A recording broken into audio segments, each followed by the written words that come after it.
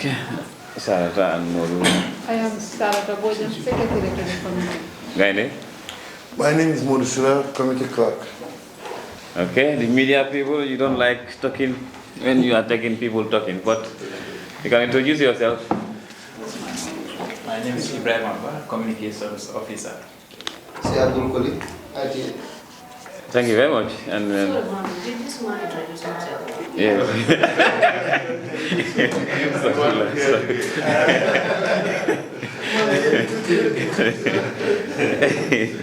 Thank you very much. Thank you very much. And then, on behalf of the members of the committee and on behalf of the National Assembly, we welcome you all to our today's meeting.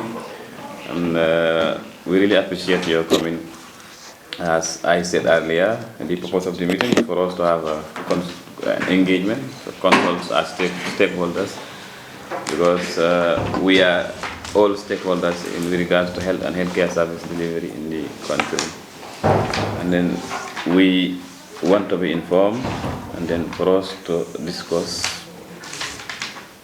about the issue of medicines, that are quarantined at the seaport and airport, because we are informed as stakeholders that there are consignment of drugs being quarantined at the seaport and airport for reasons, various reasons, but I think it's better to hear from the horse's mouth that was responsible for this, why that, and then how can we proffer to a solution. So on that note, I thank you very much and welcome you to the meeting.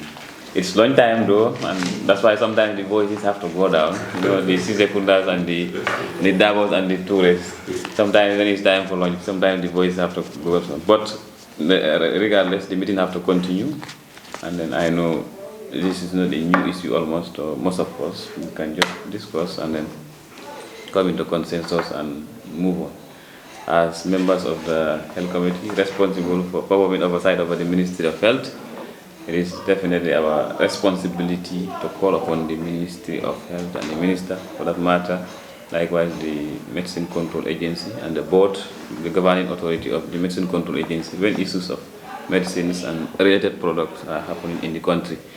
Because for us, our mandate and our general mandate, for that matter, is to protect the life and livelihood of the people, and then whatever that affects the Gambian people, that's what affects us, regardless. Sometimes we might be talking based on the local level, because we represent the people at the local level. We don't understand the language sometimes that is spoke at the high level, but the language we understand is the language that our people tell us. So excuse us if sometimes we think that probably we are talking, we don't know some of the scientific things here and there, because we speak based on what our people inform us. And those are the information we believe in. Regardless of whatever scientific issue that somebody might come up, what the people are feeling on the ground, that's what we are feeling. So I just want us to think in that direction. Coming all the way from the provinces, coming all the way from the urban areas, peri-urban areas, if our people lodge complaint to us that this and this is happening and it is definitely affecting them, it is our responsibility and our right to call upon you, the concerned authorities, for us to discuss this. And then I think at the end of the day, as the minister is aware, likewise the Medicine Control Agency and the board for that matter, we can definitely strike a compromise, whereas the people are not affected, and they won't come again disturbing us that this is happening and then so and so. We are all responsible, and then we all hold our offices high, one way or the other. Whosoever is responsible of doing one thing or the other, you have to uphold that, because we are all here to serve these people to the best of their ability, of our ability, and to the best of their interests, as far as they put us in offices. So on that note, as a way of introduction, we welcome once again, and looking forward to positive deliberation and then positive outcome as far as this meeting is concerned. Thank you very much. Madam members, I think that was it for the introduction. Now we move straight to the issue at hand. We only have one issue at hand, and the agenda is already the agenda is not adopted. That's an oversight. Can I have a volunteer to please move that the agenda be adopted if there is any amendment or otherwise? I move for the adoption of the agenda. Any seconder? With amendment. If you have any amendment, can you please propose? the proposal that the minister and the team must listen to what we heard first before they can tell us. Because So you're talking about that? yes, you know, looking at the agenda, we don't go straight, but we want to tell them what we hear from the people, what is going on. Maybe I have bigger ears to hear than the minister, because my representative, so that should be number 2, that they hear from us members first in the discussion. Order, please. Order, please. Yes, somebody wanted to come. Yes, are you done? I don't. That's my yes for it. For us to include the minister, let them hear from us. So yes, first, before the interaction will be, let them hear from what we heard first, then we'll allow them to come. Okay. Any order, please, before we enter the agenda? Are you going to rule on that first? Huh? That's what surprises me, because I don't think that's... I'm seconding with amendment. I'm not seconding without amendment. Can we be guided, please? Honorable Chair. No, please, order, please. What we are doing is to adopt the agenda with or without amendments. If any member have any issue that you think that we can add to the agenda, it is his or her prerogative to bring it on board. And it is the prerogative of the committee to either accept or deny it, putting it in. So he is putting in something that let the minister and team hear from us first. That put it as an item on the agenda. That is his proposal. So if there is any second, you can second. If there is any contrary opinion to that, we can please bring it forward. Yes, please. I don't know, maybe we are colleagues together, but I think the agenda before us speaks volume. This is a consultation meeting between us and them. Of course, they will listen to us. You don't have to get that as an agenda item. They will have to listen to us because we called them to come here. So I don't think it's necessary to have that as an agenda item. We called them for something, and then I think I heard you mentioning those things, that what we were told by the people that we represent in Parliament, that is the way we are going to communicate. So of course they will listen to us. So why not we leave it as it is, and then allow them to listen to us, and then we proceed, rather than having it as an agenda. Okay, any other, please? No, just ask if there's any second for his option. I wanted to. If there's no second, we move. I wanted us to maybe, probably if there is more justification to his opinion or his submission, probably he can maybe withdraw without even. No, I definitely, unless if the mayor did speak, because we call a lot of consultation on this matter over and over. Now let's give the minister and his team exactly what we hear and what we are here. If we continue business as usual, I think we will not pay dividend on what we agree on. So that's why I'm suggesting that let them hear. Maybe there is things that the minister and his team have never been previewed to hear. Okay. So we give them the opportunity to hear. That will also give them an idea on how they can respond. But not business as usual. No, I think we are speaking the same. Maybe you are. No, we are not speaking the same. No. Order, please. The clerk want to advise. The clerk want to advise, please. The clerk want to advise. They are here. These people are here to work on what you people decide. So you tell them how you want the consultation to be like. But let the agenda remain the same. You tell them that now we are going to present what we hear and you answer from it. But that cannot be. Okay. Now. Okay. Thank you very much. Thank you. I think I had. The number can overweigh that. We do that. But I still stand with amendment. Okay. Thank you very much. I think we heard you, and then honorable member, that is Honorable GB. I just by way of procedure and then processes. Actually, the agenda as it is here, prayers and introduction. Then we have second item, consultation meeting with the Ministry of Health and Mission Control Agency on the issue of quarantine trucks at the seaport and the airport. Then last item, that is AOB, any other businesses that we have in hand. So definitely them hearing from us, it should have been a sort of a communication, sort of like I did with the introduction, and I think I laid the basis, the foundation. So now, according to the process and procedure, once the agenda is presented, if there is no amendments, substantial amendments for that matter, we have to listen to them based on the letter that was communicated to them. They respond in that regard. Then we come in with our issues, because I know, even myself, I have a lot of issues that I want them to clarify with us, and then we put the way forward as far as this is concerned. So I think it is apt. I just beg on your understanding and your indulgence so that we can move with this agenda, please.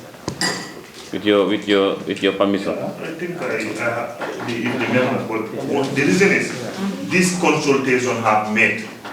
That's why I want this thing to be live. The Gambian people want to know what the health committee is doing. The Gambia, what minister don't hear, the health committee want to tell the minister. With the letter that you give to the minister, what I understand is far, what we are coming to face with is far beyond that. That's why we are. So if we put this thing like this, I think we will not. And then to me, to be honest, my stance have clear, and I've given you health members. Allow us to tell the minister. I know what I know that the minister don't know. So we have to tell him to know. Okay. And it have to be here. If you don't hear, no. But if you people agree on that, I think it's better we move. I think it's better. I don't want to say that. But anyway, I second his motion now without amendment. Yes, I think it's better we move, honorable member. We are definitely dilly-dallying, and then every member will have the opportunity to say whatever that you want to say, and then you will be caught. But we have to be mindful of time. This is an afternoon meeting. And operations of the assembly stop at 4 p.m. So thank you very much. Now the agenda is moved and seconded, and then it is hereby adopted without amendments. So we move. Thank you very much once again. Now I have the honor and the privilege to invite the minister and team. I don't know how you are going to coordinate your thing so that we hear from you on this issue as far as our communication is concerned, then thereby open the floor for discussion from members. But again, the basis and the emphasis is we definitely want to find a way forward for this. Yes. Thank you very much, Honorable Chair, distinguished honorable members. We thank you once again for giving us the opportunity to interact, to discuss issues of national importance. Especially with regards to health, where we have the mandate to participate. The issue of Order, please. If the IT wants to do it, it's fine. Okay. Sorry about that. Yes, okay. The issue of drugs and quality drugs is what we are all interested in. We all remember, it's still vivid in our minds, the issues of AKI in this country, where sadly we lost many lives. That is very, very clear in our minds. And of course, together, we've been working on the issue. Yourselves, the entire assembly, the entire government machinery. It has been a very difficult period. Now, steps had to be taken with regards to strengthening. There was, ever since, quite a lot of work with regards to ensuring good quality medications for the people. Certainly, there were gaps. And together we're still working on ensuring that those gaps are closed for the good of our people. But the interests are similar. In fact, they are the same. What the Assembly wants, and what the Ministry wants, and what the people of this country wants, and what the government of the country also wants are the same. That is protecting the lives and livelihoods of our people. How we get there usually also is the same, but where sometimes we need to meet so that we also get the understanding of the other party. That's also essential. That's why I think this meeting is very, very important, because without this meeting, sometimes the communication there are gaps. Honorable members, at this juncture, probably I will ask for your indulgence for us to hear a summary of the current situation with regards to drug quarantines, so that we can all pick up from there what exactly is happening in reality with regards to which drugs, which companies, or particularly the quantities of these drugs, where they were,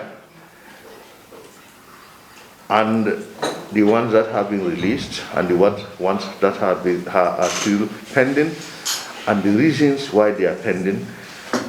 So the MCA gives us that summary, that update, then we can continue the discussion from there, if that's okay with you. Yeah, that's Thank right. you. Okay. Thank you so much. So we pass on to the acting executive director for MCA, Mr. Marin. Yeah. You're welcome.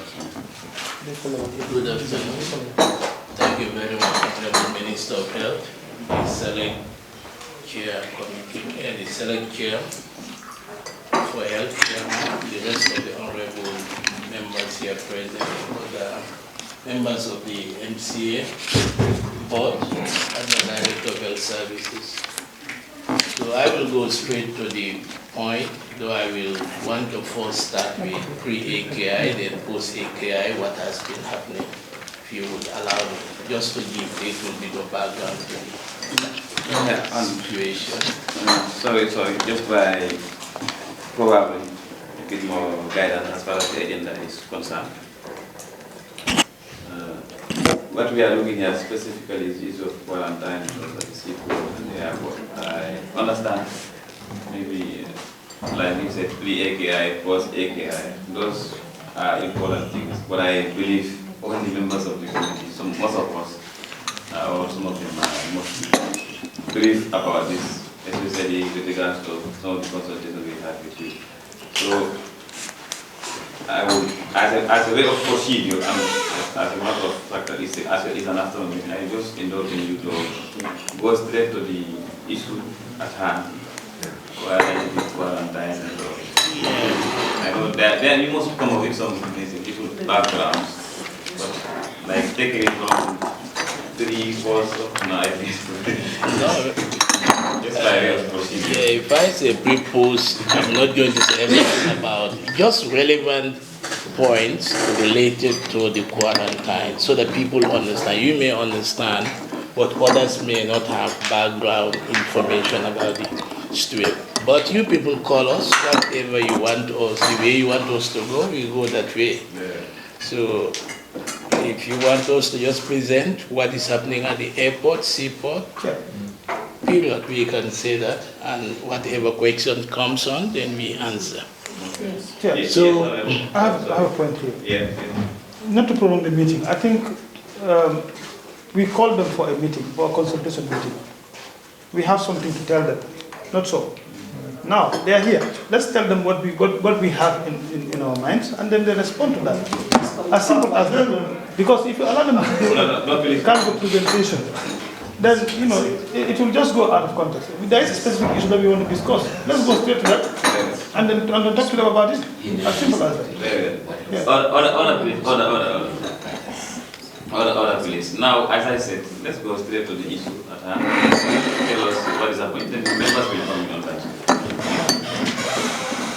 Yeah, basically, what is happening at the seaport and the airport, as you may want to know, for MCA, we understand that there are some consignments that are still there. Previously, there were consignments, but most of them got cleared after they have fulfilled the requirements of the law. MCA cleared the containers. About 13 of the containers were cleared after fulfilling the requirements. Currently, there are some containers that do not fulfill the requirements of the law, so they are still there. What we know, there are 2 containers for private sector, 1 container for UNFPA, and one other container, 1 private clinic, NGO clinic, is expecting to be there. Today they were at the office. They said the ship should dock very soon. They have a container inside. So that would make it 4 containers. As far as we know at MCA, it may not be exactly what is happening at the ports, but this is the information we have. And for airport, we know there are consignments for two private importers, and 1 NGO also have some items at the airport, making 3 different importers. Thank you. That's what we know as an agency. Okay. You say 1 port, the other 1 port? That is airport? Is one consignment for an NGO, I cannot remember the name of the NGO, and 2 consignments for 2 private importers. Thank you very much, and then I think that's suffice. So, honorable members, okay, you want to clarify before you move on? Before we move, thank you for the minute. I want to ask now what you said. He did say that some containers are on quarantine because they did not fulfill the requirement. You know, here Gambians are listening to us. Maybe as the honorable member, we knows about the requirement he's talking about, but people listening out there, they might not know the requirement you are talking about. So what are the requirements that makes them not to release other containers? Thank you very much. I think that's a very important thing. So that's where I was coming from. But first of all, I just wanted to confirm that the validity of this meeting, because honorable members are well informed that we are aware consignments are there, but and has been confirmed by the MCA executive, acting executive director. Sorry for if I missed maybe some of the nomenclature. So this is a valid, has been confirmed, honorable members. I just want to confirm to you that this is definitely something that is happening. So please let us take note. Now let's move on after what the honorable member has said. Yes, if he's okay with that, that's fine. But if he said these are the containers as he listed. So now the question from the honorable member is asking, it is by law.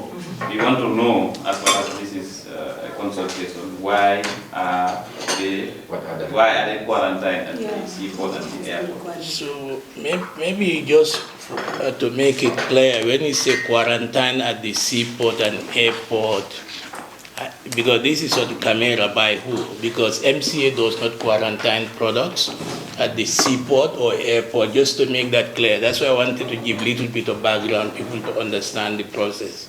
MCA only gives import clearance permit to people who have fulfilled the requirements for importation. So if you don't fulfill, you come to MCA, we don't issue the permit to you. So then your goods remain at the port of entry. It could be at the seaport or airport. They are under other agencies or under other departments or authorities' care, not under MCA's care. So we only give import clearance permit that the custom uses to know that MCA has given approval for these goods to be cleared if they are goods that we regulate. So, but we don't quarantine them. We only quarantine products that have been cleared. They are in the warehouses because of one reason or the other, they are put under quarantine. But before they get into the country from the ports, we don't quarantine any product. That's clear? That's a follow-up question to what you said. Oh, the requirement. Yes. Why does MCA refuse to give import clearance permits? Let's put refuse. No, we fail to give, not refuse. As far as these consignments are concerned. You want to take it step by step? Yeah, just to put the record straight on camera, MCA does not have the powers to refuse to give anybody import clearance permit. What we do, we don't issue you. So I would prefer we say why MCA failed to give import clearance permit to those people, because they failed to meet the requirements of the law. And the requirement is the products should be registered by MCA before we allow their importation and use in the country. And this is a mandatory requirement of the law.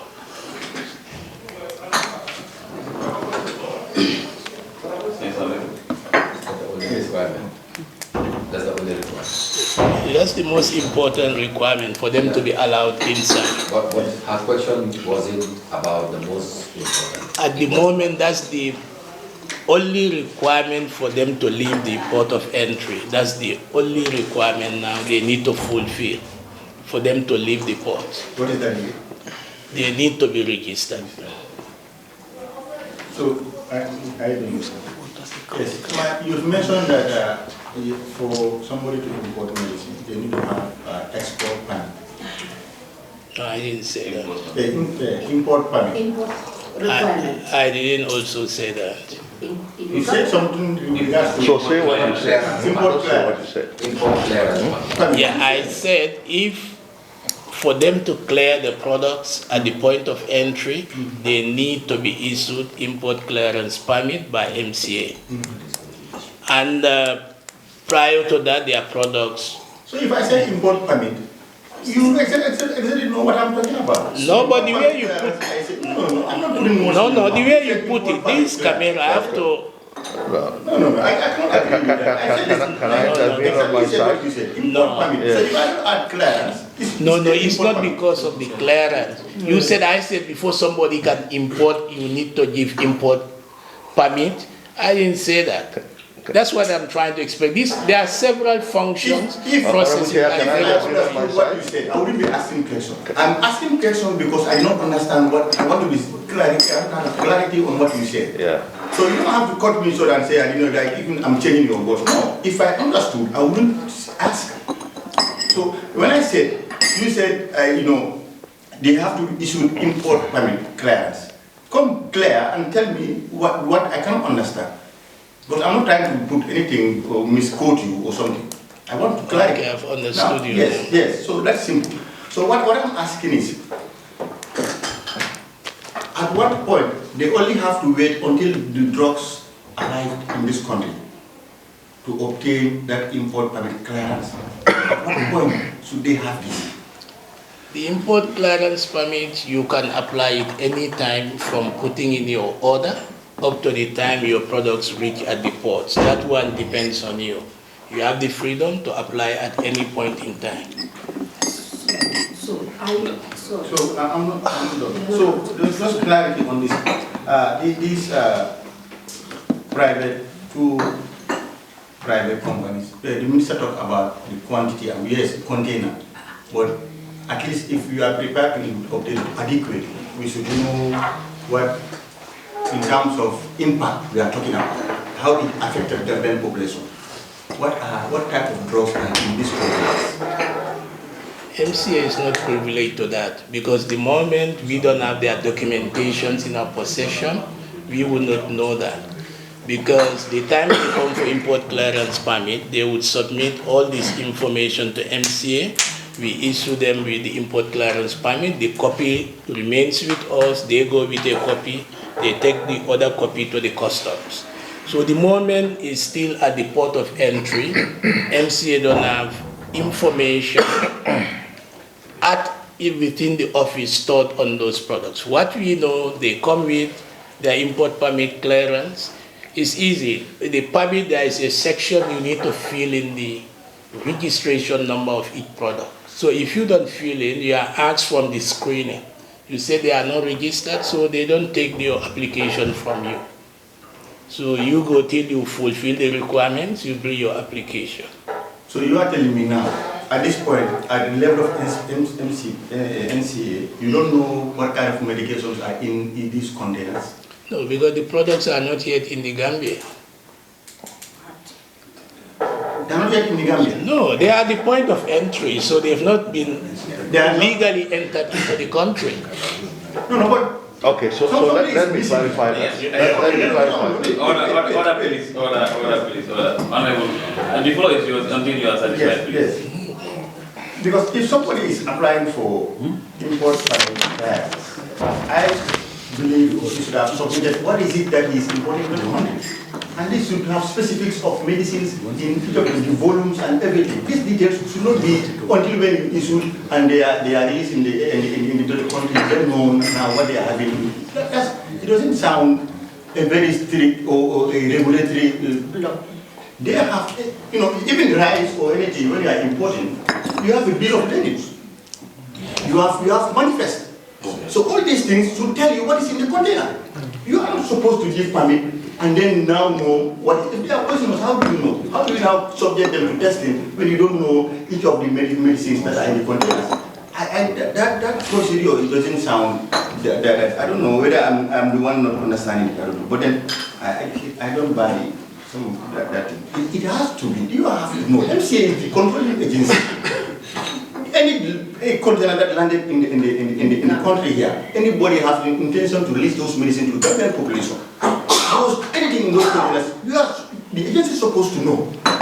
Whether even if they are, even at the time before issuing the permit, they are supposed to present documents that I'm bringing paracetamol, I'm bringing this, I'm bringing this. Before we know what is there, before we issue permit, all the documentation required by the law are presented to MCA for vetting, and upon meeting all the requirements, that's when we issue the permit. But what I'm trying to explain to you, registration is mandatory. That's a first point of entry. Your products are not registered, we don't go forward to spend time to look at all the documentations to screen. But that's a special procedure. All the documentation requirements, our guideline is on the website, importation guideline, all the requirements are there, what we screen during all what you are saying, all that procedure is done prior to giving the import clearance permit. But there are steps. You miss step one, we will not spend the valuable time we have to do the rest, because there is no point in doing it. You have to satisfy that critical step first before we move forward. That's what I'm telling you.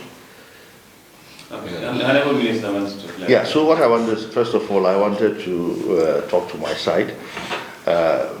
When questions are asked, not what you didn't say or not. So this is not an argument. This is just for clarification. So we want to improve on that, the mode of answering, right? Yeah, you said something, 2 letters, one misses one part. We just complete what was said, you know, and then we move on. But the other thing is, Honorable, I think it would have been better. You see, we want to make sense out of this. If we had allowed him to tell us the process, then it would avert many questions. When somebody wants to import medicines into the country, what they do, what they apply for, he tells us through that in 2 minutes. Then we can know where the challenges are now. But the way I see it, we're going to be asking, questions here and there, but the chronological activities, the chronology of events is also important for general understanding. I think so. This is my contribution. Yes. Thank you very much, Honorable Minister. But then, as I said earlier, we go by that question. The issue at hand is very straightforward and it's very specific. Remember, this committee, don't think that members are not informed. They are well aware of all these processes. We've been involved in this issue since day one. All of us are aware. But if you see some members are asking certain questions, maybe it's because probably if you ask a question, you are not leading me to what I want to hear. It will prompt me to ask some supplementary questions. You understand better. You are bidding, and you know members how they think sometimes. We don't take us as the expert in this. We think like local level people, how our people think.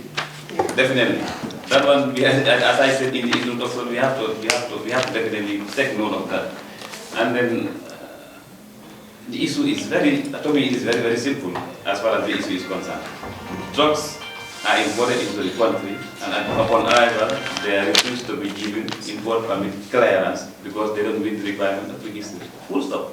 That's very clear and straightforward. But again, in the process, if you mention certain for instance, you mention one thing that is not connected to the other, it is the prerogative of the members to ask for clarification. Yes. Honorable Mbalo. Thank you very much. I think I'm putting my question to the Honorable Minister.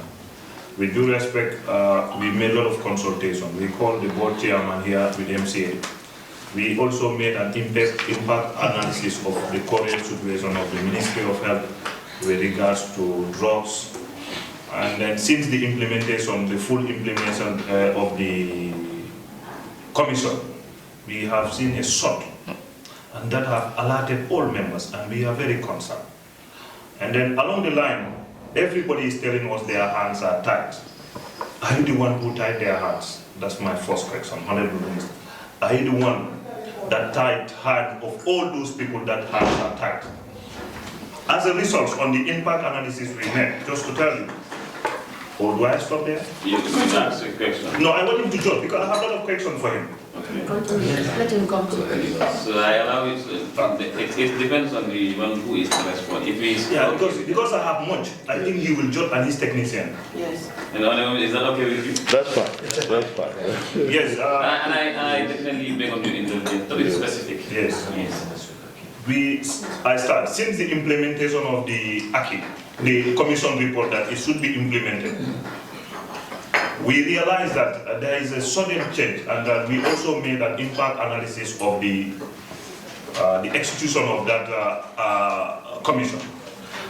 And then when we find out, we realize along all the roads that everybody is telling us our hands are tied. We want to know, is it the Honorable Minister that tied their hand or His Excellency the President? Going to Little Genesis, there was an act in 2014. The Ministry and the government have never committed themselves to institute a lab. Oh, fine, thank you. Thank you. Since 2015, an act was enacted, and the Ministry and the government, all those governments have never committed themselves to come up with a lab. The current implementation of the commission is something that should have undergone a transition. As far as it doesn't go on a transition, Minister, to tell you that from the importers, there were people that paid money for listing. And the MCA is in custody of that money. And those listings have been scrapped out. As a result, their monies are taken, their monies are not given back to them. If you are aware, I want you to know that some people paid money for listing, and listing was rubbish out. And that was the reason why we opted to bring in listing. Because we realized, representing the people, they collected huge amount of money for listing. And number two, the sort of non-communicable disease like stroke. A lot of diseases have emerged in our hospitals as a result of these drugs that have been quarantined in all centers. We feel that as a ministry, the country is under ransom, under hostage. As far as the country is under hostage, we want to know. We consulted all the technicians in this country. All they are telling us, our hands are tied and we need an executive order, because what we want to implement now, it is not fit for the Gambian population. People are suffering, both the industry and the private. Coming back to the economy, we also, the National Assembly have sent me to represent them on a meeting where the board was present. We come on a resolution that, understanding the transition, what we are going through, we come up with a plan. I represent the National Assembly and I feed them.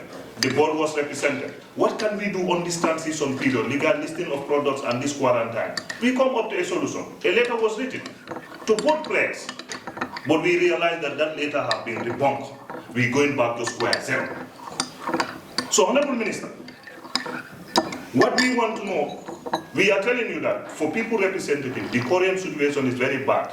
Come, for example, the Global Fund.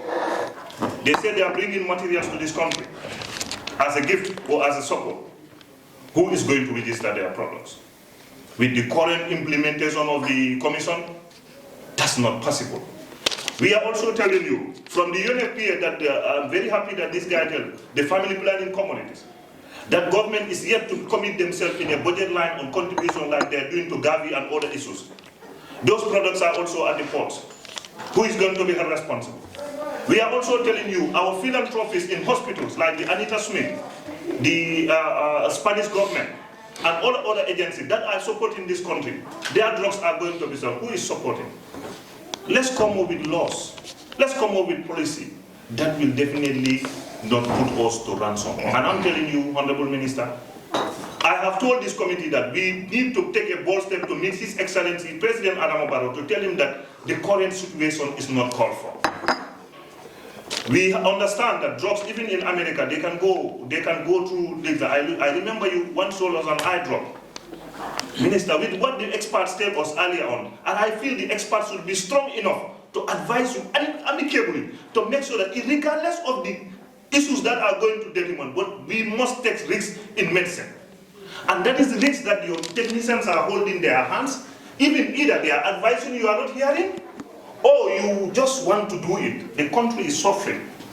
And I urge all of us to make a decision and headway to make sure that what is possible, we cannot implement the law to law. Minister, if anybody tell you that, if you are thinking like that, you are putting the country on rusted. And if the president is also thinking like that, he is putting the country on rusted. This is not applicable everywhere. And the registration of products, the technician told us that it's never possible anywhere in this country to have tested of all products. Why? And the technicians have come here in this house to tell us that the contaminants are easily found in solutions and whatsoever. Why aspirin? I have a patient an antenatal mother who is diagnosed on hypertension. We went round, the committee was present. All these drugs are in the facilities, they are under quarantine. That is not correct, Minister. We want a solution. And the solution is, let's take risks to make sure that people access this drug. What is happening, Minister? We made an impact assessment. We could have given that. We went to hospital. And what is even happening to MCA? Drugs are coming into this country, smuggled from Senegal, as this stinging measure that you are doing. A typical example, the Speaker of the National Assembly is using an eye drop. He said to us, he normally get it from Malakens. But as a result of that, they are telling him, it's here. The same thing that you were taking is good, but quarantine is that now he have to smuggle and buy it from Dakar.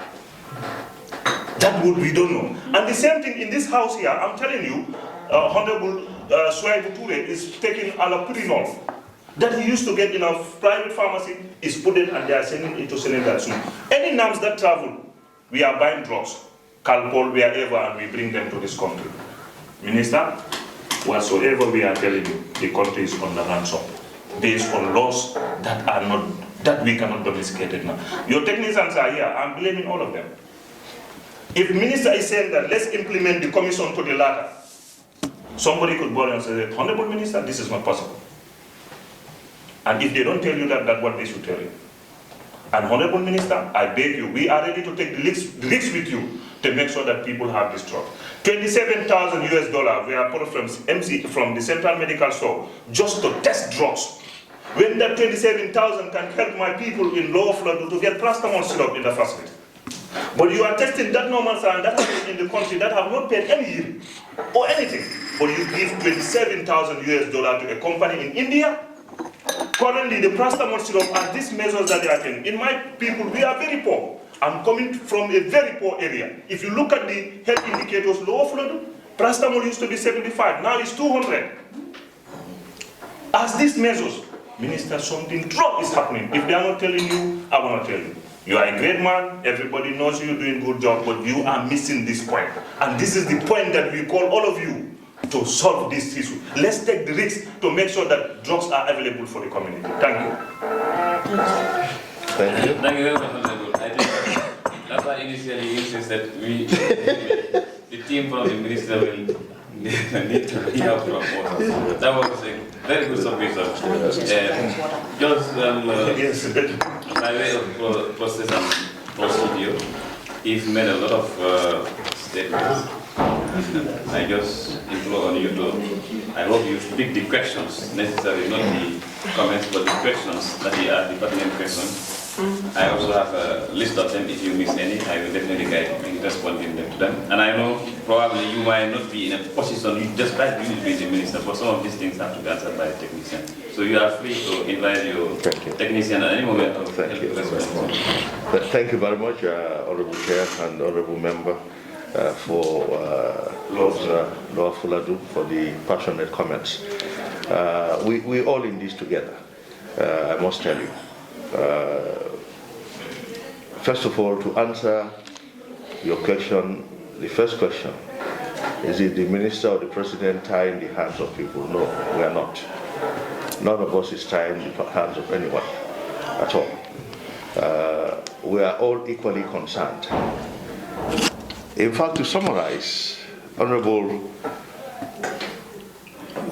we are implementing what you told us. You are the lawmakers. These are the laws. That's the bottom line. We are actually, the government, the president, the minister, the MCA is implementing what you told us to do. That's the bottom line. Because it's the law of the country. That is just it. And none of us in the executive wants to break the law. But of course, we also believe the law is there to safeguard the people of this country. So that law that is there to safeguard, because it was put there for the interest of the people. And then it is there to safeguard the people of this country. So this is the bottom line. Chair. Challenges were there. No. Challenges were there. No, you don't answer the question. Sorry, I just want to make it. No. Let me clarify. I want to clarify something. Can I come in? Sorry, let me just clarify something. Can I come in, please? Please. If the chair speaks, you have to listen. No, allow me to clarify something. Please, I beg you. I'm begging you. As chair, I'm even coming down to you. Please, I beg you, just understand. Please answer it. No, allow me to come in, please. Allow me, don't argue with me. You've had your opportunity. You've asked a question, and he's taking to. Now he's responding. Allow him to respond. If he doesn't respond, he doesn't come in. But if he does, you allow him to. Now, not interrupting. He's not responding. No, allow him. Probably he's too bad to lady power. Allow him to learn first. And if I cut you at any moment, just allow me. If I cut anybody here, I am the chair. You should definitely honor the chair. And just please. Allow him to continue, please. Please. So in so doing, of course, the MCA had been doing what they could do, and challenges came, AKI came. There was a committee report that was very critical of the MCA with regards to the registration. And penalties were put forward. And those penalties penalized MCA because of the lack of registration. I think we need to understand this. Now, the MCA now also thinks if they could be penalized for that, then now they need to insist on registration. Honorable Chair, honorable members, this is the bottom line. MCA itself, of course, registration is a safeguard. But even the comments that we hear that some of these drugs would have passed registration, would have passed the test in other countries, and they are safe. Those countries have stringent regulatory mechanisms. But because the law says registration, MCA doesn't want to be called again to say, you allowed this, a problem has happened, and you didn't register it. In fact, you didn't learn from the past. This thing happened, you were penalized because you did not register. Now you refuse to register again, and another problem has happened. This is the problem. So probably, in my mind, this is what is tying the hands of MCA, not the minister telling them not to do this or to do that, in my mind. Even the people you talk to, I'm surprised to hear that whether the minister is tying their hands. No, because they're here to talk for themselves, MCA is here. But I believe this is what is tying their hands. Right? So this is the problem, Honorable. Penalties were given because of non-registration. Now, if non-registration is continuing, it is like now. People said they were not going according to what is in the Act. Sad events happened, penalties were given, and they continue to go along with what was not in the Act. So this is the big problem. Now the other thing is, yes, implementation of what is in the Act. Yeah, I mean the task force report, yes, we've been asked to implement it. But this is in the same line with just what I explained earlier, right? We know challenges are there with regards to diseases in the country. What we certainly cannot say offhand, anecdotally, is that the NCDs we are seeing is because some of these drugs are quarantined, and then the challenges we see in the hospital. We cannot say that anecdotally. It has to be scientifically proven. But I think it's also important, honorable members, for us to appreciate the fact that some of those containers were there before, a bigger number. Those people registered and their containers were clear. What stops these orders from registering? In as much as we have registration challenges, but honorable members, I want you to also appreciate the fact that when we have rules and regulations, some of the players also don't want to abide by those rules and regulations. It's not a joke. Some of the players in the pharmaceutical industry, they want to dilly-dally, and they think, oh, it's Gambia, they will relax. It's Gambia, they will relax. And I don't think that is good, because I've seen that. They don't tend to think that we are serious people in implementing the rules of the country. And those players are there, because we could also hear their comments. Because if some orders are registering, then it is important for us to know how are these others people able to register, and these ones don't register. So I take a break for now. I hope I've dealt with most of what you said. Did I? Yeah. Yes. Yes. Honorable. Yeah. Sorry, I forgot the global fund and the partners. And the payment, the money that the people pay on us. MCA will comment on that. But the global fund and the partners, they have also been told, and they are going to be registering their drugs, and they are happy with that because they say that is the standard in other countries. Yes, Minister, in your response, yes, I want to make it clear. Yes. The country was not ready for this. Yes. As a result, we instituted an act of parliament to an agency. And for the cardinal of that agency is lab to do the testing. That is not available. That is not fixed. Governments all have never committed themselves to a lab. Until today something happened, we want that. That cannot be done. We want to do it now, the impact. And Minister, with due respect, MCA, we have a transition plan with the National Assembly. I think they could have communicated to you. And later was communicated. It's the result of the commission. It revised the whole thing, but things we are going, we are working towards the transition. It was well planned, well coordinated, the results were coming. And in consultation with MCA, that plan that we made with them was paying dividends. But when the commission comes, it turns everything and we go back to square zero. That's the problem. And they should have told you the implementation. But to say that the National Assembly told you, you see, that's what I wanted you to withdraw. We enact laws, but if you know you are not ready to bring the lab, and I put it in your budget bilateral. When I came, I followed all the report with them. In 2014, 16, 17, 18, 19, never budget line that come talking about the lab. But the MCA have said a lot of things. But the government and even the Ministry of Health that time, nobody in any budget line talk about the lab. And this is the lab that is punished on today. Why punishing on today? That's why we need to go over the transition. And once we don't have that transition, he came here in your absence, the MCA and his board. He told us that there are drugs that were registered to come with a period of time with that agreement, but because they have to execute this thing, all those agreements have and those people. So that transition, this is the pros and pros. Minister, the solution, let's go back to the transition. Thank you. Yeah, you're confusing me. You want me to comment on that? I'm sorry. I'm so concerned. And Minister, with due respect, I made an impact analysis of current situation. And I shared with you. And I shared with you. Yes, thank you very much. In fact, what we are talking about here is two things, if I understand. The issue of registration and the issue of listing. I think these are two issues that we are talking about here. And I know these are all good practices. But for the issue of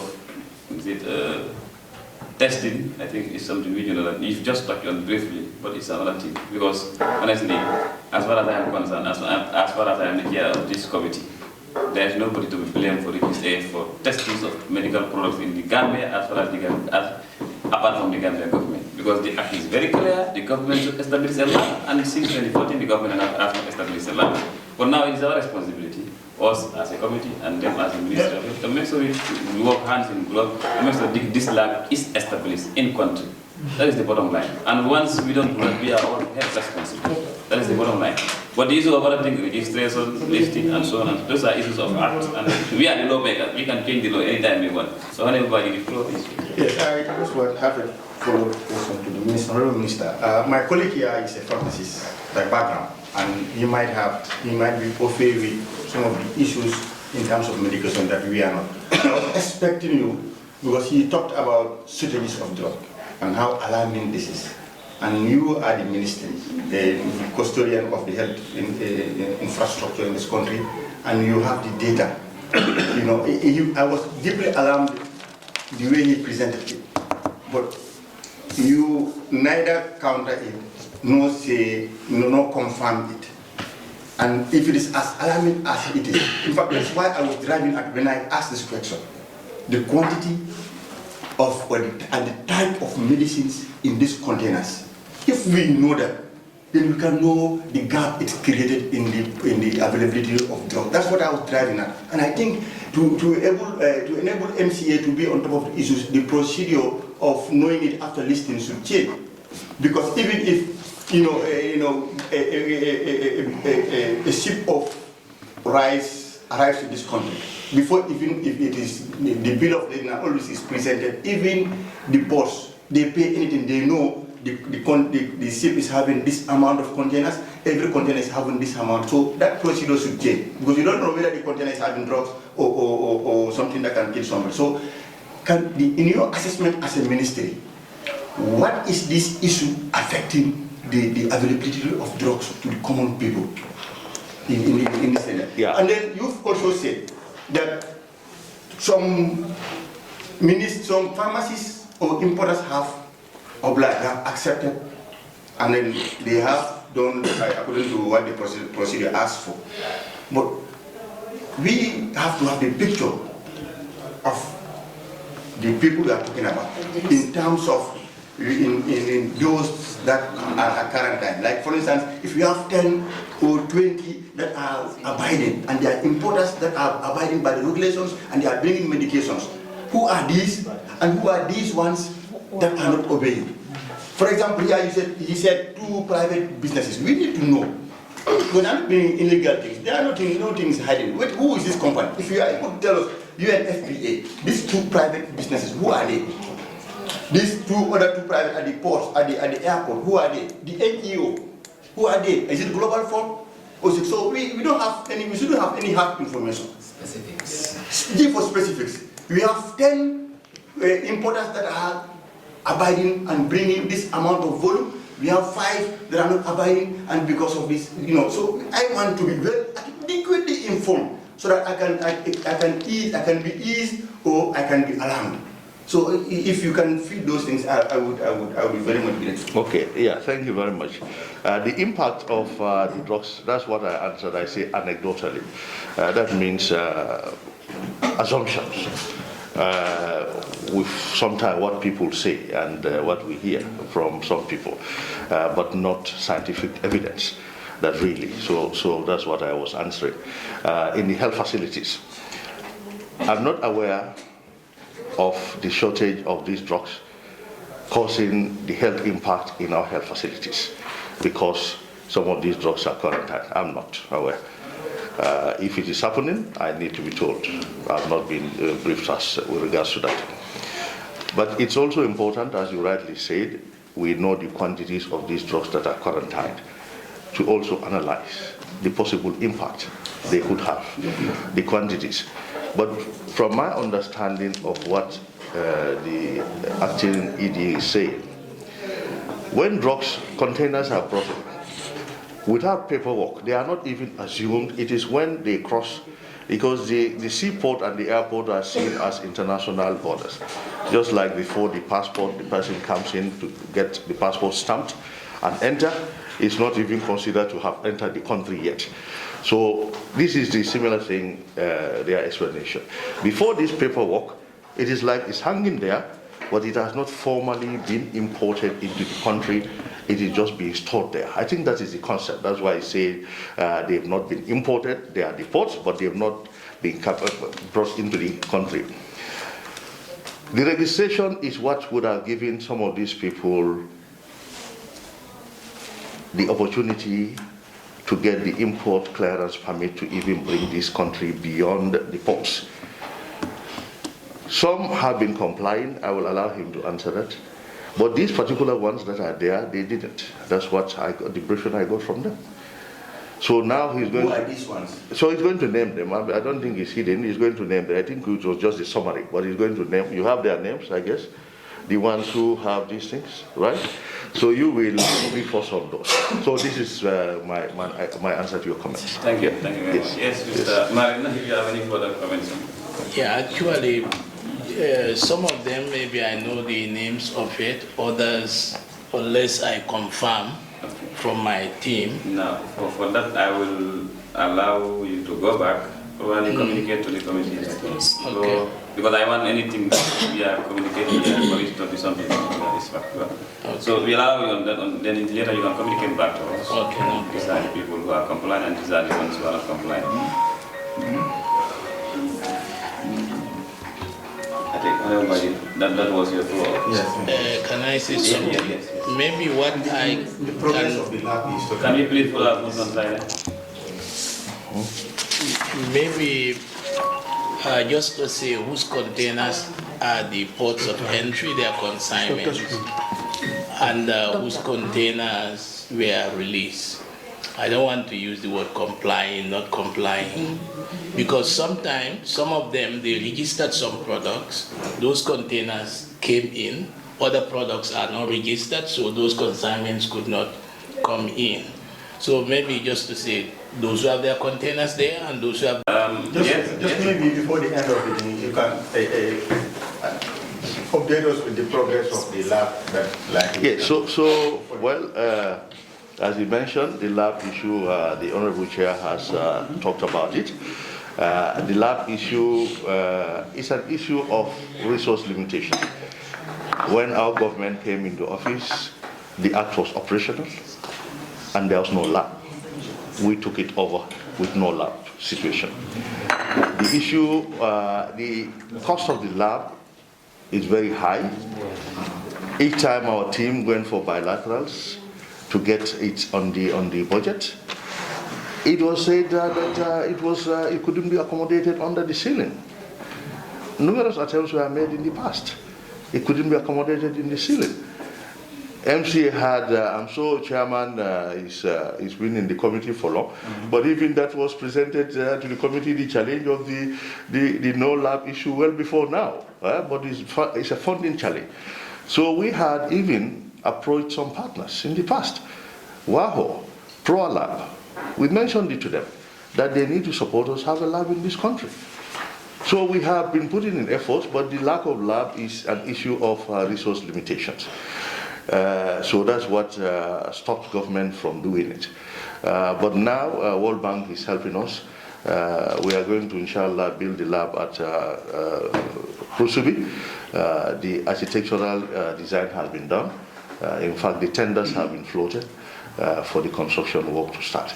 Then they are analyzing, they are evaluating the bids now. I think I heard they've even closed that, but I'm yet to see the report of that. So there's a lot of progress in that line. That's a positive update? Yes. That's a positive one. Yes, honorable member?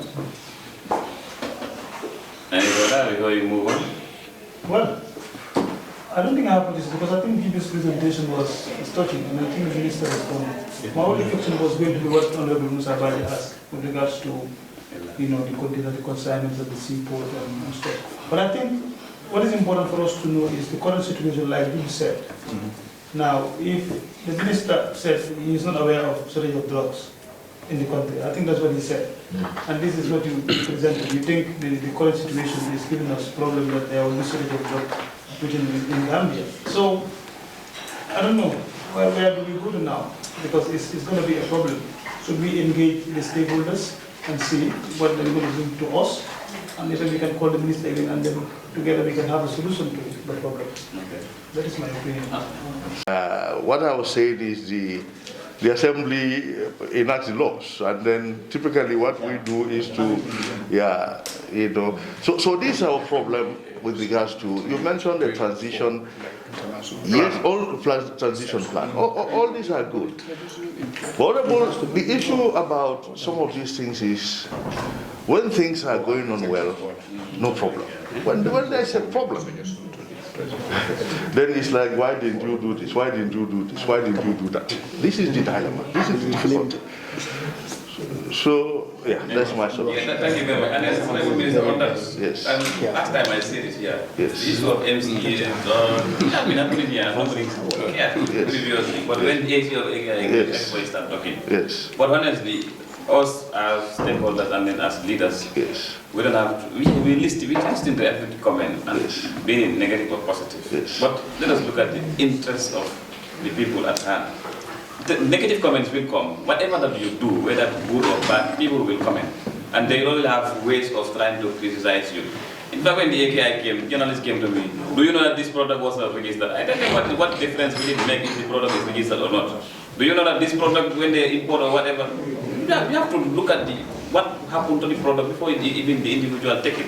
Don't blame somebody for something which you know that he or she is not responsible just because you want to blame because something happened. You understand how people feel and whatever, but sometimes definitely we have to, what the lawyers will call, we have to tamper justice with mercy.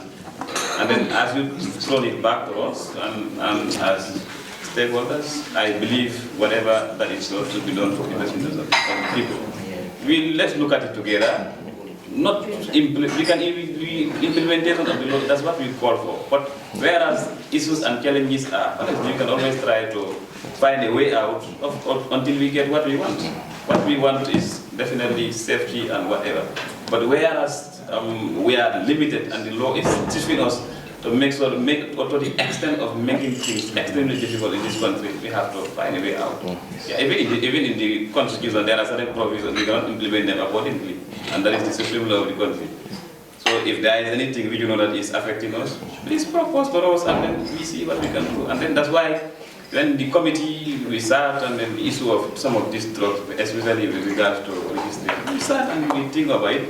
And the committee championed me to bring a private member, especially with drugs coming from the SRA region. And alhamdulillah, I know it is yet to be finalized, but everything is done. It's only the ascension that is left, because it is passing unanimously. And then I think that is not actually a 100% step, but it's a little step in the right direction to make some of these issues are remedied. We cannot give a blanket approach to this. Everybody who is bringing here, if you cannot register, you go, the MCA will sign something to do with you. No, nobody does that. But if we find out there are certain safety measures put in certain people and we trust and believe in their partners, definitely we just have to give them a doubt. We have to take risks on everything. You know better, you are the medical doctor, for that matter, an expert. You have to take risks. So you're good at Dr. Village, a gynecologist, we have to take risks. And it's all about risks. Let us not mind what people will say at the end of the day. I understand what you're talking about, 100%, but you have to take risks at what level or the other. Let us not be very much rigid on the law, and we say the law must be implemented 100%. We agree with that. And you see, for the issue of the commission, you have never had me talking about the commission. For me, I have my reservation with the commission, because I believe we did what we were supposed to do as a committee. And then the commission also did, the presidential commission, they did what they're supposed to do. I have nothing to say anything against them, or maybe try to challenge or whatever. But I believe the commission, in my own opinion, they went excessively to say certain things was implemented accordingly. That is the honest fact. This is the Gambia. You know, we are limited human resources, we are limited economic-wise, and so on. So we have to do certain things step by step, compromise. But you cannot just say things must happen and it must happen. That's my problem with the report. I read it and then so, but anyway, that is their report. But as custodians of implementing that, and as custodians of implementing the law, let us see how best we take things lightly. We want to be there, 100%, but step by step. And then you have our support on that, honestly. You have our support on that. Anything that you want us to do with regard to this, if you don't want to take the blame, or if you don't want to make decisions, we can make a decision with your people. We are ready for that, because we know the implications here and there. You see, I don't want to disclose, but I have to say, some hospitals even call me as chair of the committee, tell me we need some of this, the drugs they use for operations. They wanted it, and even when they could not get it at CMS, they always try to contract it to a private pharmacist. That individual problem is here, but it's under quarantine, because MCA said it's not registered, so they will not give me the import clearance permit. So I say, wow, operation drug. That is something which you like to understand. So we have to be a little bit flexible. I understand. I definitely understand the strategies and steps with you implementing it, and just have to understand. And then with the board and so, we thank you very much. But let's tamper justice with mercy. That is my plea, please. Let's tamper justice with mercy. Where it is possible to implement 100%, we will support you to implement 100%. Especially with whatever that it is, because we will not sit down here, allow somebody to be flouting our laws like that. We wouldn't do that. But where issues, if you implement them accordingly 100%, it will have certain implications. Let's compromise. It's our country. Yes, you know very honorable. You know what I'm talking about. I don't want to go to statistics. Yes, thank you. Yes. Thank you. I think that is my opinion. Yes, I just want to say something before we go further. Thank you very much, Honorable Speaker, and your entire team for coming. One thing I just want to start with is the issue of, you talk about guidance from the Parliament. Of course, there was a law that was enacted, and this law talks about registration of medicines and related products and not listing. I can vividly remember during our inquiry, that is the AKI inquiry, I personally asked the former executive director, is it stated in the law when it comes to the issue of registration and also listing. And I can also remember she said, according to the regulation, listing was there. And that is why, was it $25 was charged for listing? And to me, it was like, is this the real thing that is happening? Because the fact of the matter, like you said, in the Gambia, we don't talk about issues until or unless it happens. And especially when it makes a lot of damage. That is when we, because talking about the law again, the establishment of the lab, it's been there since 2014.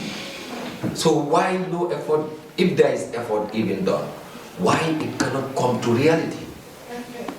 So now we are already in 2023 and now we are just few months left for 2024. Now you're giving us an update, telling us that there is a progress as far as that lab is concerned. But also to make you understand that a problem that is not solved is still a problem. And a problem that is solved is no more a problem.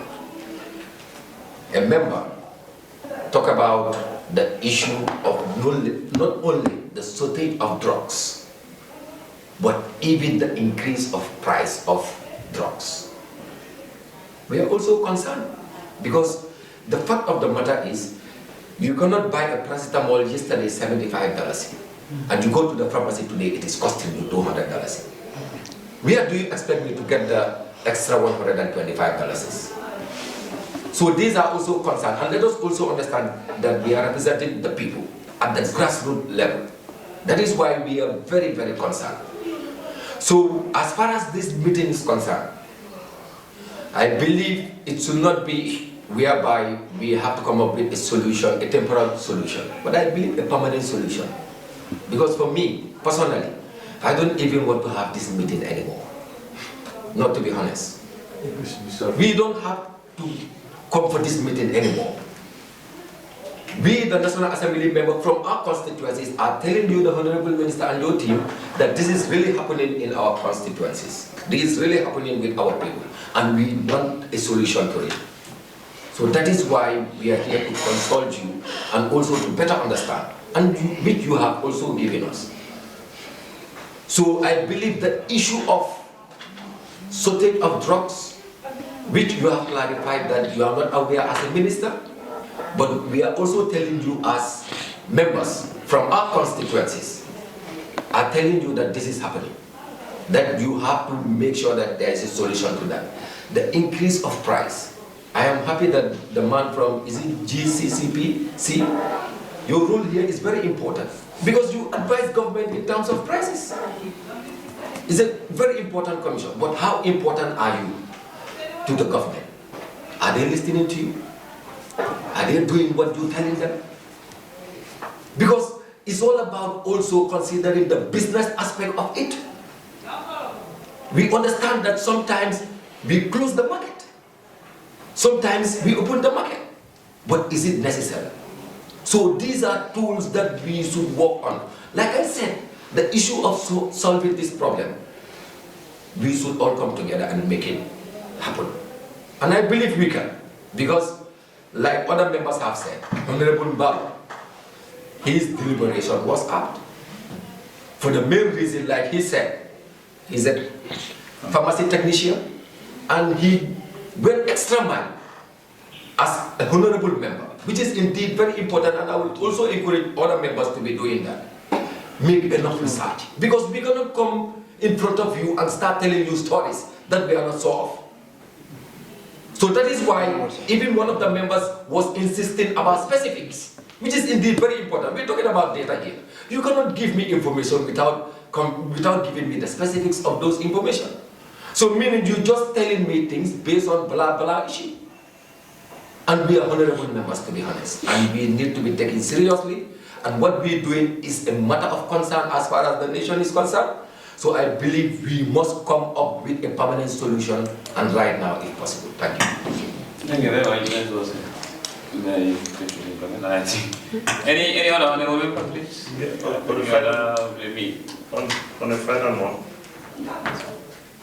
on a final note, if I'm given the permission, Minister, with due respect, there are shortage of drugs. I went to hospitals all around this country. They told me, their top brass told me this.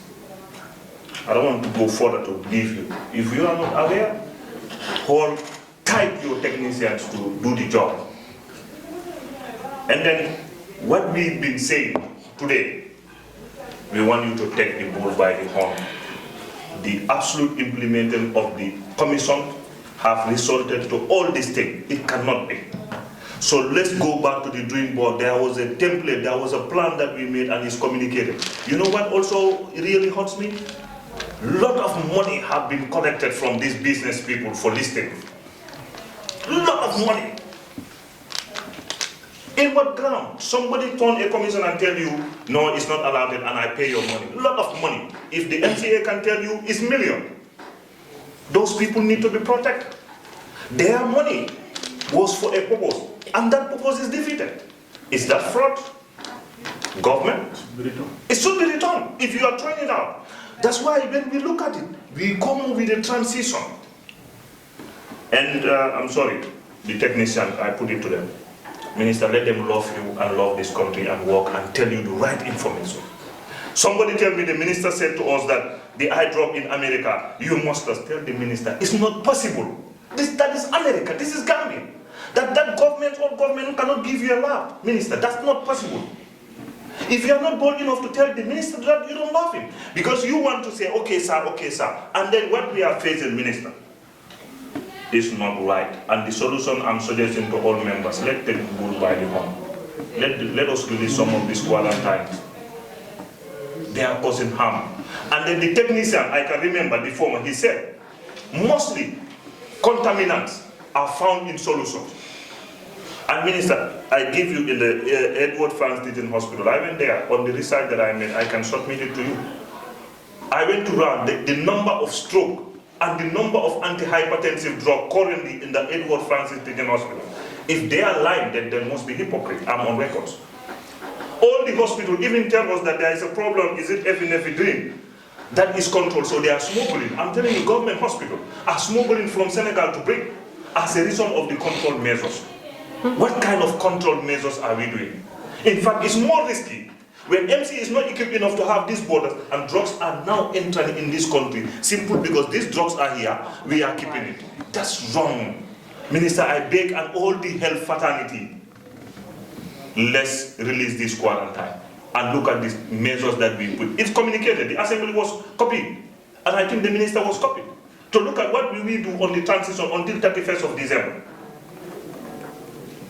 There are a lot of money that MCA collect from the business people, a lot of money for registration, a lot of money. And now MCA is happy, the Minister of Finance have given them leverage to use that money that they collected to people, and they now deprive that agreement they made with that people. It's wrong. They collect money, they can tell you. Million. So they, let's be fair to the balance. I beg you. In fact, I told the chair that let's meet the president and give an executive order. This is from a technical point of view. They said, the technician, I will not mention their name, they know. They said that now the only solution we can do is to convince the president to give an executive order because our hands are tied. Because you tied your hand to a law that you cannot do. And I consulted them that we are going to do an amendment on the act. They told us, all of them, the laws that we give are good. They told us. But these laws that you say they are good, they are putting us in trouble. And then the minister wants us to execute the law to the function because he's law abiding. I'm telling you, this one is down. Yes, put it down. Yes, thank you. But wait, this is off record.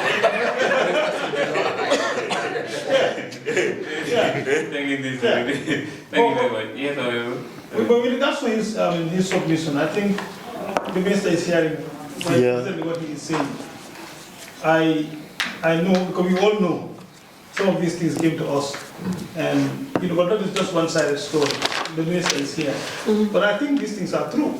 But we have problems with regards to the control mechanism currently with regards to drugs available in the country. So I think the minister should take up this very seriously, and then probably not now, but do a thorough I don't know, concentration on what it is submitting. Probably ask other people and also have something to present. Otherwise, we can take a decision on this and move at least for a time. Because his submission is critical, and I think it's just straight to the point. And we need to consider that. We have discussed about this matter ourselves. Yeah. And I think there should be a decision. In fact, for the health committee, we are not doing anything apart from MCA ministry. We cannot even. No, I'm sorry, because let's call it spade a spade. Let's call it spade a spade. It's ministry, MCA ministry. We cannot even visit other partners. We cannot do anything. We are working on this. Thank you very much. Minister, anything you think we can do it, give us now. We even whatsoever. Is it a resolution or whatsoever? We help you, we move from this so that we will allow the ministry to work, because we want to go and visit your projects. You are building there, we want to see how this is going. We want to see other things. But it's MCA ministry. Solution, please, technician, help us. We are tired. Thank you very much. And okay, One more question. Yes, question. Yes, just question. Because we've just done an amendment that allows listing. That's not yet ascended. It's definitely not listed. Maybe other mechanism. Another mechanism. Yes. If that comes to law, will it solve the problem? Partly. Not whole, because will it solve the problem, this problem of currency? No. Those from stringent regulatory authority and countries mentioned regarded as something like it cannot solve the problem, but it will, like, maybe let's say 25%. The act is saying order. The act is not limited to, it said order administrative. No. Understand. Are you talking about the amendment? The amendment, yes. No, it's talking about the MCA come up with measures in the place of registration for concern of products coming from stringent, considered as, law is very critical. That's what I'm saying. Considered as stringent regulatory. That's what I'm saying. He said, drugs from India. From India. So it's 20%. The answer is it's no. partly. The answer is no. No, because it cannot solve the entire drugs problem. are from India. But problem, the safeguard measure is, we don't want to give a blanket approach to some of these things. Registration is good, as far as it is measured. It's a very good measure. But like there are other cases, whereas it is not applicable. That's why we try to give it a narrow approach, not a broad approach, but a narrow approach sort of. You see, I don't know whether you understand. You see, me personally, it's difficult to disprove what my colleague is saying. Because the ministry and MCA do not bring any facts to establish the consumption rate of some of these medicines, and then those that have complied and those medicines are in the market. You cannot just say it's assumption. Yes, you can agree it's assumption, but you cannot disprove it until you've laid on the table some of your statistics with regards to drug consumption rate in this country. As a ministry, there should be something to tell us that how you follow medicine. Like you say, follow the money. You should follow the medicine. As a ministry and as MCA, you should follow the medicine.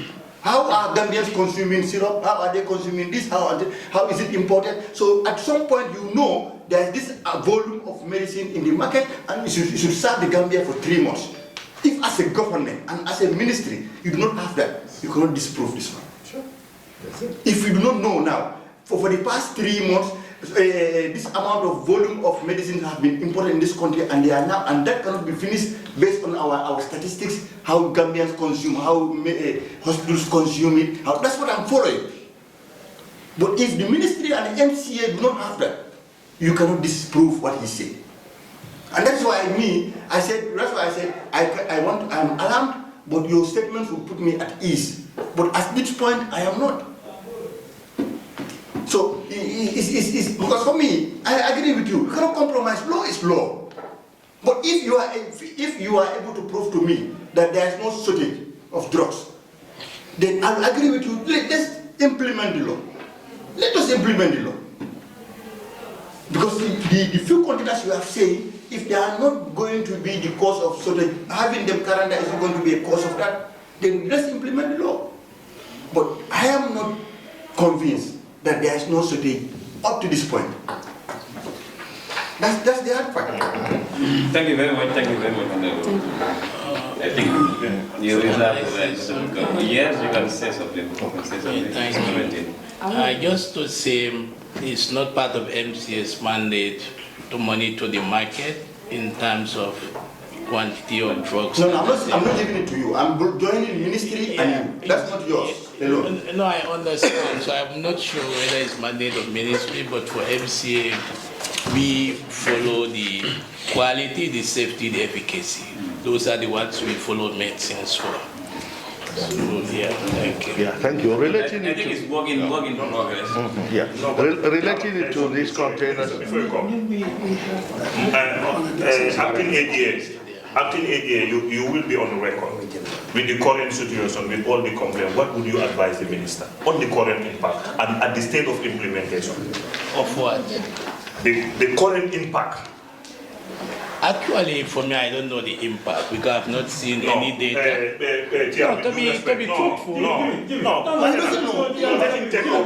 Let my boss take out. Let my boss take out. No, he should take out. He knows the impact. Give me the commission sort of. Give me. No, we want the solution.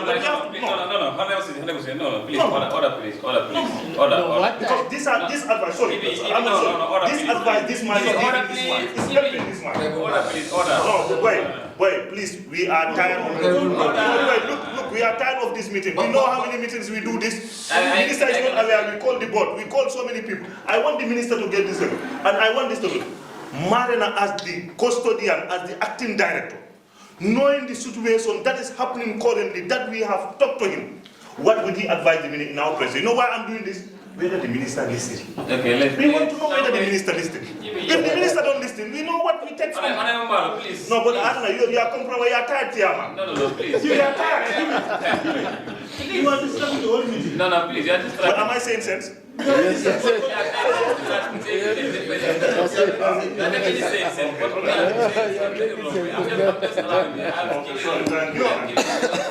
Whatever. But anyway, but it's fine. But please, just let us be a bit more accommodative. Just allow each other's opinion. I know, I understand. This is parliament. I have no problem with it. But just allow each other the benefit of the doubt sometimes. He is ready to advise. No, in meetings like this, we don't have to be defensive. Yes. He brought up this issue because when I make a general statement, I'm not saying NCA. So when you come up defending, it gave him another impression. This is general. We are talking about general sharing ideas. All what I'm saying, I might be wrong, I might be right. But take the right thing and leave the wrong one. You understand? But then it's not like if I speak generally and include the ministry and MCA should come and say, we are not responsible for this, so it now becomes the ministry. That's not the approach we are taking. No, this is consultation, we are sharing information. And then not fixing blame on anyone. Yeah. Personally, for me. Yes, but the point is, this is a formal meeting and it's on record. So where statements are made, and we also feel to make clarifications, I think there is nothing wrong to make a clarification. So our mandate is clear. So it was just for that purpose, not to say this or that. And Honorable Mbalo, I'm sorry if the way I started, we are not happier. What I mean is, when I'm talking, you want to talk based on evidence. That's what I believe. What I'm saying, I've not seen any impact assessment report that I could use to say, yes, exactly, there is shortage, there is this. But the implications are there. If drugs have been stocked outside, maybe not imported for so long, and the quantities are large, of course, that will have impact on the availability on the market. But as for now, I've not seen any actual analysis that gives me that belief to say, yes, there is shortage at the moment. Maybe if you have something you can see, we also look at it. And for my advice to say to the Honorable Minister, as things stand, I'm not talking on my own behalf, but behalf of MCA and MCA governing board. The stance of the MCA governing board and MCA management team is we're going to follow the law as it is unless the law is changed or there is executive directive to say MCA could do ABC, which is not in line with the law. And that's our stand. So if I am to advise Honorable Minister, as you request for me, I will say the same, convey the same thing to him, what the board decision is and what the senior management decision is. Yeah. Thank you. I think that is obvious. Obviously obvious. Obviously obvious. But anyway, thank you very much. And then I think at this point let's move to the next agenda, that is AOB. Before we jump this issue, Honorable Minister, and this is the final take note. Just take note, we had an internal meeting before the meeting starts, and this is what we are asking from you. And as I told you, we hope that you help us as stakeholders. Let me put help as stakeholders, and then we put an end to this. You understand there is a law, an existing law, and we want it to be implemented. But in cases whereas definitely implementation of that particular provisions of any part of that act, you think we can a bit compromise certain areas, please let's honor that. Whereas quality, standard and efficacy as mandate of the MCA is not affected, please let us compromise on certain things. I think that is, and the issue of testing, you understand there is a lab, there is no lab right now, because when it's open and getting the lab as you reported, there is already an arrangement made by the MCA for the issue of pre-consignment testing and post-consignment testing. And this, we also want to communicate to you that there are levels of risk level of any medicine, I can say, risk level of anything that you do in life. The highly risk products that are mostly susceptible to contaminants. Make sure every product is tested, whatever the quantity, whatever it is, please. But on other quantities, you know very well, we are not very susceptible to contaminants. Let us be a bit more flexible. Let us have that misunderstanding. I just want to put this as a way of, as we are stakeholders, and this is the concern of the committee. Let's tamper justice with mercy. Again, I repeat, products should be tested. But products, we all know this one, whether you test or not, you know that the risk level of it, contamination is very low. You can see how best we do manage certain things. So that is our plea as far as we are concerned, and we hope and believe that you will definitely honor it. And then, as you know, we are stakeholders. I don't want to reach a certain level, so let me just stop there. We are stakeholders, and then we give and take. Sometimes you do things not purely based on your wish, but based on the wish of your stakeholder. Sometimes for us, we do things not based on our wish, but based on the wish of the stakeholder for the general interest of the population. So I just submit in that regard, please. Please take note. And thank you. MCA board and the MCA management, please take note. We understand and we appreciate all the steps we are doing. The then executive director, when she informed the committee that we are coming up with this pre-shipment testing and post-shipment, the whole committee congratulated the MCA because we told them this is a step in the right direction. That is something we have to put on record. But we have to compromise on certain things. This is the Gambia. We are not the MCA right now. I know if you tell them to submit for you the required personnel that they need, they will consume your whole budget. I can still support you so that you can get all the support from them too. That is definitely important.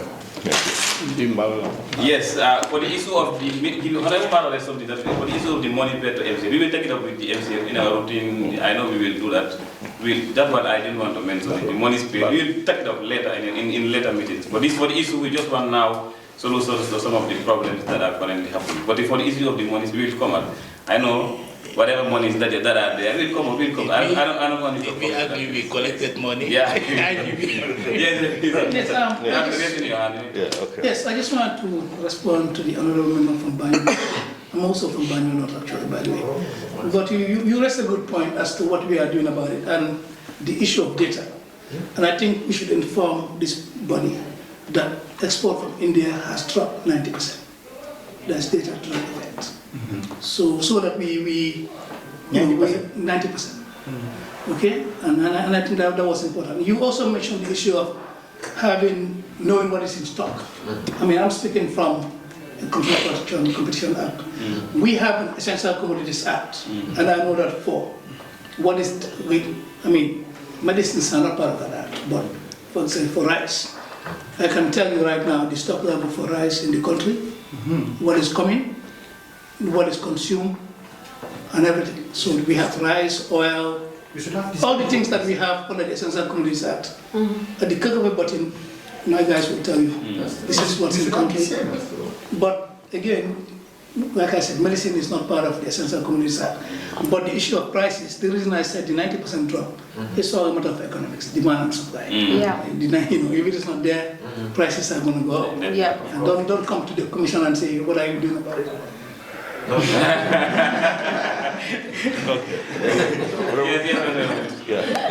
Thank you very much.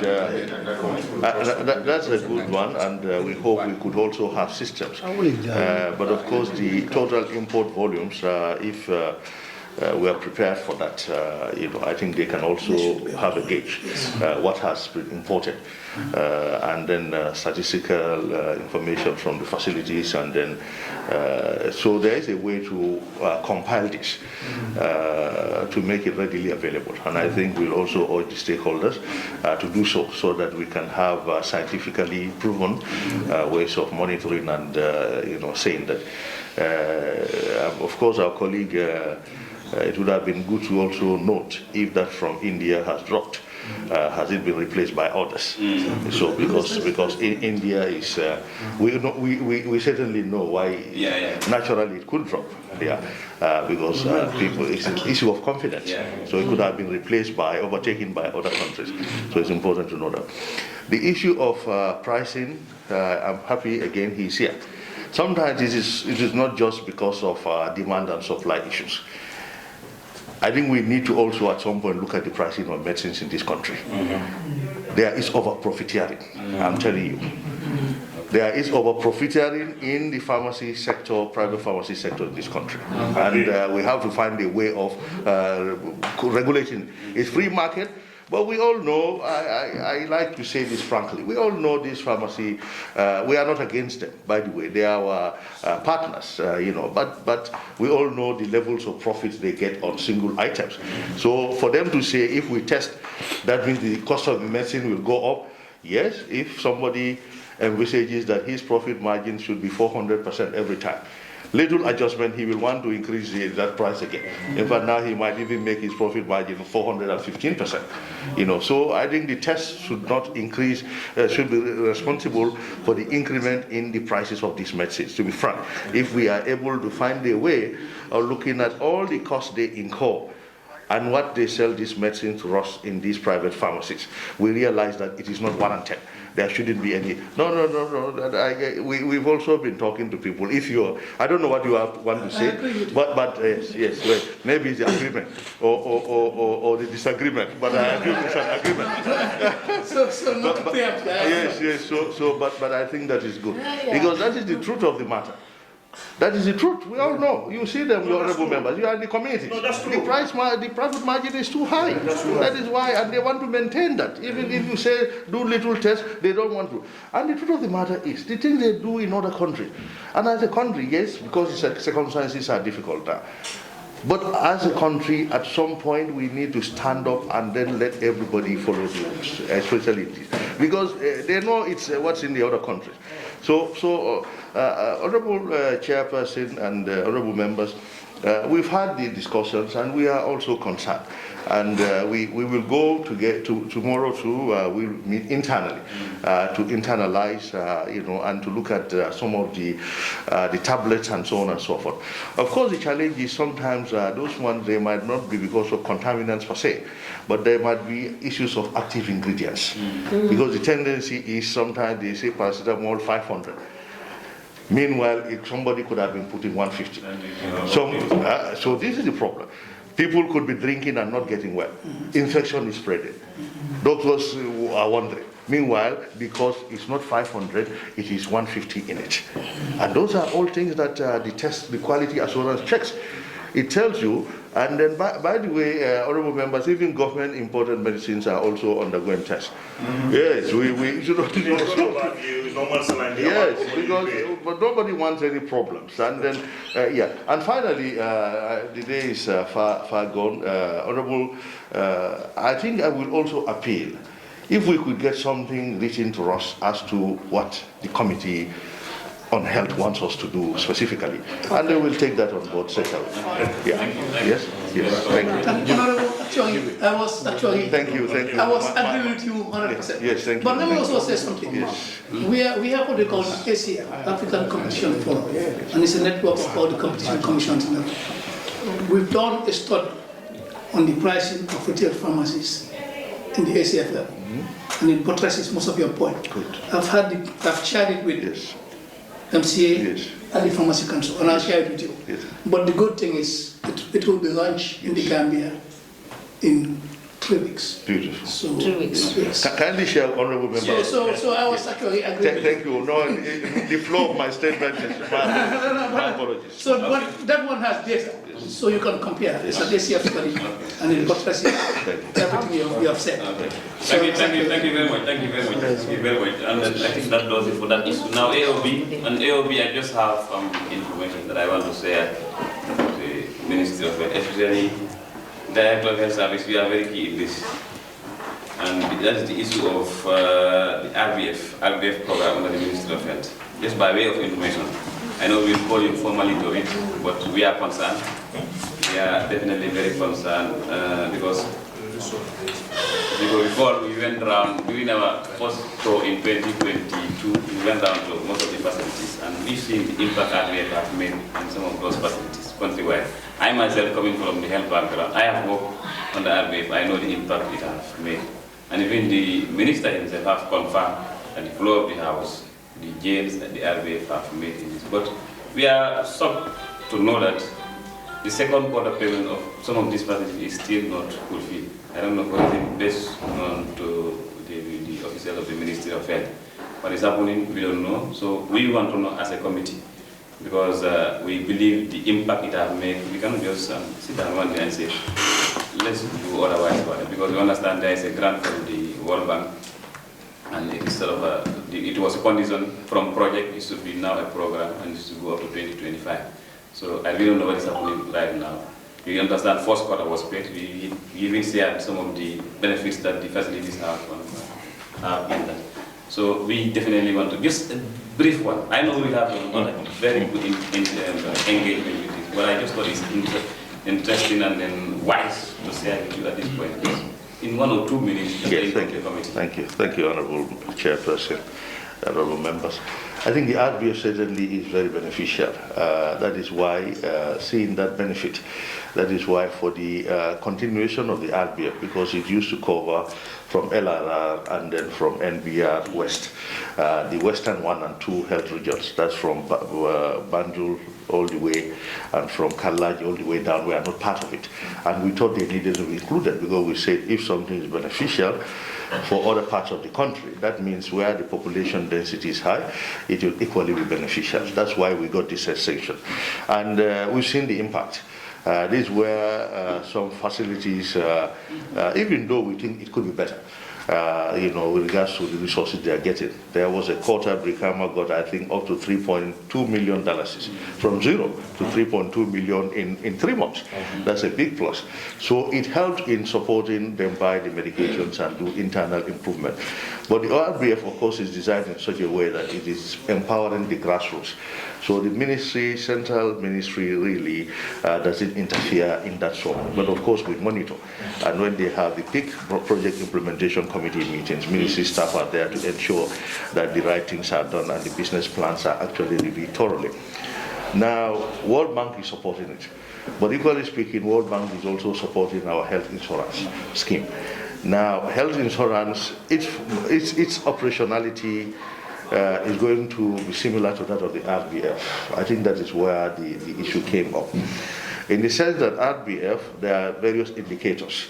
How many deliveries, how many antenatal services, care services were provided, immunization services and so on, facility upkeep and so on, cesarean sections. So those are scored. And these facilities now, based on their scoring mechanism, every quarter they are paid an amount. And that amount, 60% is supposed to be spent on the facility, on drugs, renovation, and so on. And the 40% is shared among the staff as a bonus. Really, both sides have been very beneficial. Even the staff bonus has been it's very motivated. Unfortunately, when some of our staff, not all, but few of them, when they complain about the system, honorable members, when you go to them, they don't mention that they benefit monthly, quarterly from this too.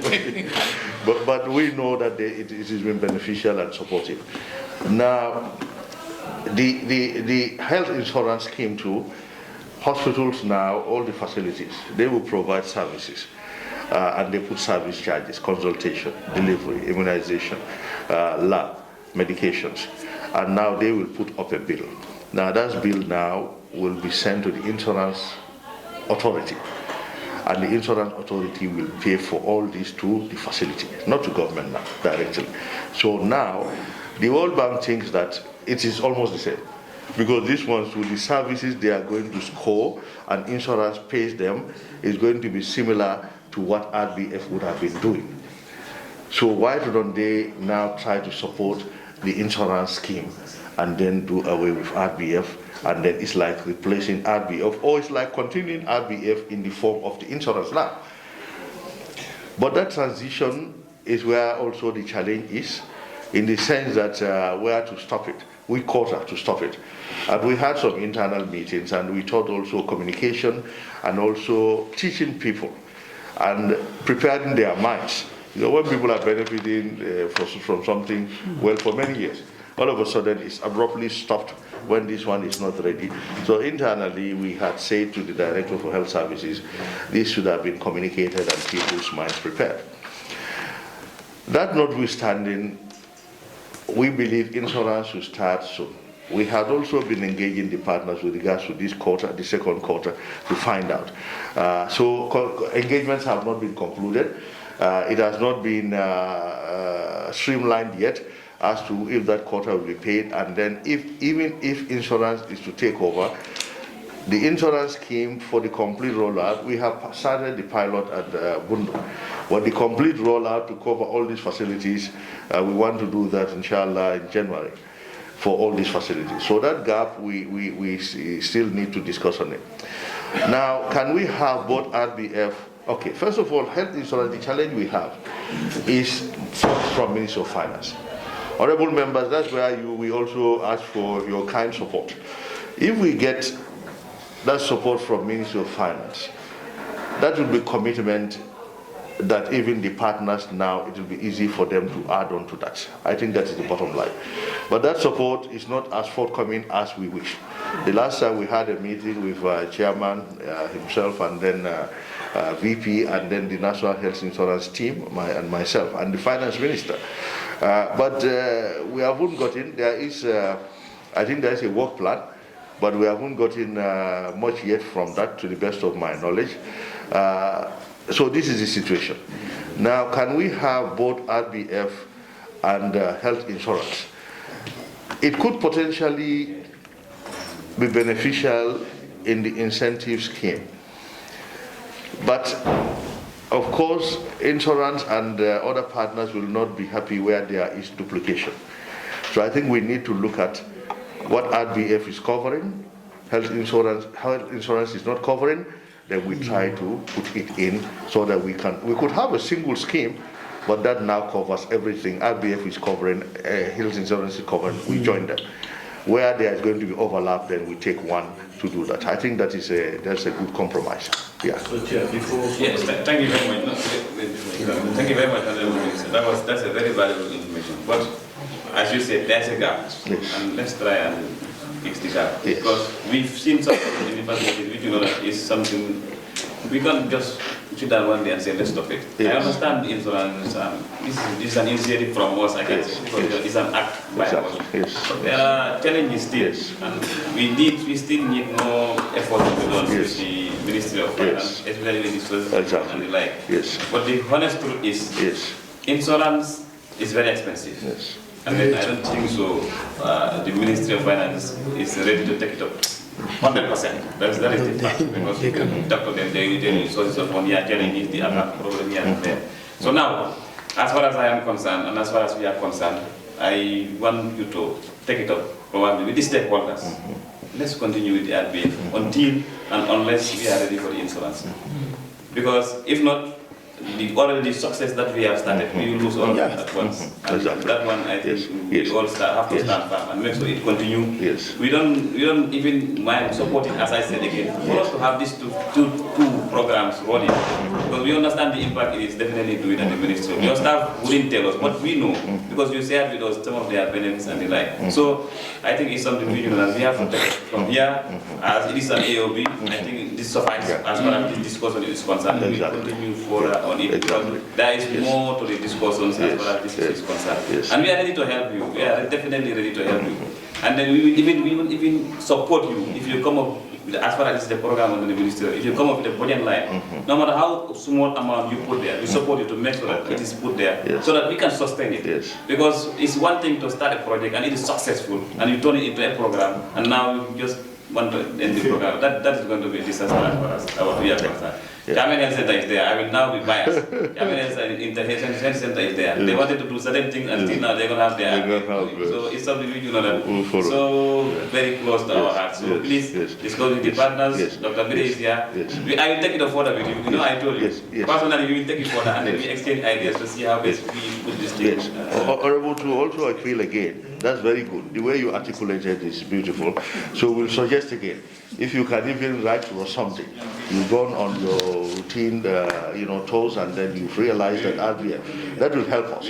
So in a discussion with partners, we can say the Select Committee on Health recognize that this gap is there, and then they've known the impact, and we can use that as a springing board to upscale the discussion. We will communicate with you. Probably, I don't know, it's not confirmed, by this weekend coming, we are supposed to roll out, maybe to visit certain select facilities, selected in some of the regions, to see the impact of RBF physically. Not for me, I know, but some of them don't know. So that once we return, we will write our report and we share with you. Because we are ready to support you on both the programs. That is great. That is great. So thank you very much. Thank you very much. Insurance is very important, but equally RBF is very important. So very important. I think without wasting much ado, the meeting is closed and we'll continue on the communications. Members you can wait. Members can, the meeting is closed. Honorable Minister, you are released. MP, you are released. Board, you are released. They will not be back.